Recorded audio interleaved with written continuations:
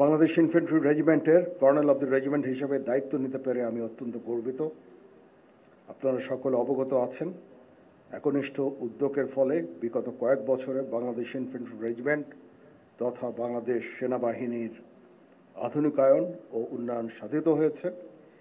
এর মধ্যে নতুন নতুন ইউনিট প্রতিষ্ঠা, আধুনিক অস্ত্র ও সরঞ্জামাদি সংযোজন সহ বহু উন্নয়ন ও কল্যাণমূলক কার্যক্রম অন্তর্ভুক্ত রয়েছে।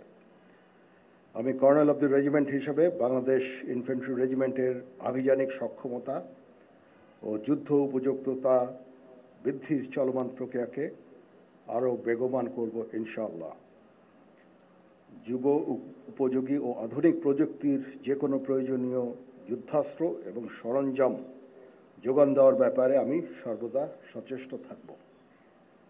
ইতিমধ্যে আমরা ইন্ডিজিনিয়াস ডিফেন্স ইন্ডাস্ট্রি তৈরির কার্যক্রম শুরু করেছি, যা আমাদের সক্ষমতাকে অনেকাংশে বৃদ্ধি করবে এবং আত্মনির্ভরতাও অনেকাংশে বৃদ্ধি পাবে। কর্নেল অব দ্য রেজিমেন্ট হিসাবে আমি বাংলাদেশ ইনফ্যান্ট্রি রেজিমেন্টের প্রত্যেকটি সদস্যকে পেশাদার ও সুপ্রশিক্ষিত হিসাবে গড়ে তুলতে সর্বদা বদ্ধপরিকর। পেশাগত দক্ষতার পাশাপাশি একটা সুন্দর জীবনমানও আমাদের সকলের কাম্য।